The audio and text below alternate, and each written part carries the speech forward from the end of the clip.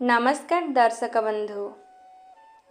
बंधु मंदार फूल अनेक देवादेवी पाखरे लगी थाए एवं एही फूल मंगलर प्रतीक होइथाए। कौनसी व्यक्ति जातक मंगल दोष थिले प्रत्येक मंगलवार श्री हनुमान को मंदार फूल अर्पण कले मंगल दोषर निवारण होइथाए। एहा द्वारा संपत्ति मध्य बढ़ी थाए। जदि आपण प्रत्येक दिन सूर्य देवता को जल अर्घ्य देवा समय रे सेथिरे मंदार फूल मिसाई अर्पण करती तेबे मान सम्मान प्राप्त होइथाए एवं आखि और हाड़ जनित समस्या दूर होइथाए।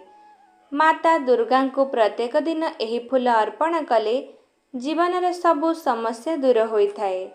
जदि आपण श्री गणेश को मंदार फूल अर्पण करती तेबे दीर्घायु हेबा सहित जीवन में दृढ़ता मध्य आसीथाए।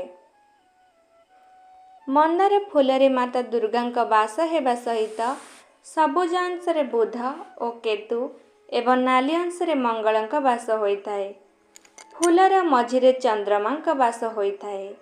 जदि शत्रु विरोधी अधिक समस्या सृष्टि करुछंती तेबे मंदार फूल महादेव को अर्पित करिपारिबे। कारण महादेव को मंदार फूल अर्पित कले शत्रु शांत हो जाती। माता लक्ष्मी को मंदार फूल अर्पण कले सुख समृद्धि रे वृद्धि होइथाए। नवरात्रि रे माता को एही मंदार फूल अर्पित कले जीवन रे सुख समृद्धि आसीथाए। कारण माता दुर्गा को मंदार फूल अत्यंत प्रिय अटे। एहार मझिरे ब्रह्मा विष्णु महेश्वर एवं स्वयं दुर्गा वास करती। जदि आपण नवरात्रि माता रानी को मंदार फूल माला अर्पण करती तेबे आपणकर सबु मनस्कामना पूर्ण होइजिबो। किंतु मंदार फूल माला बनाइबा समय रे मंत्र उच्चारण परे ही उचित संख्या रे मंदार फूल नेबा उचित।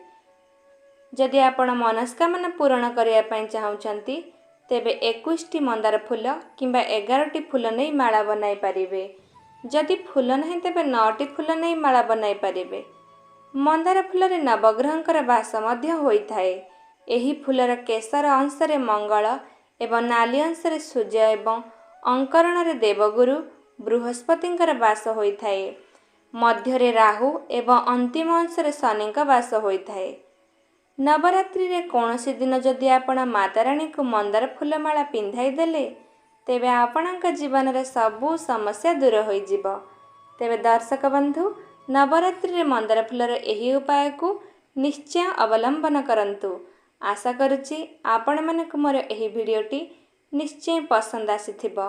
पसंद आसीथिले आम चैनल को लाइक शेयर और सब्सक्राइब करि दियंतु।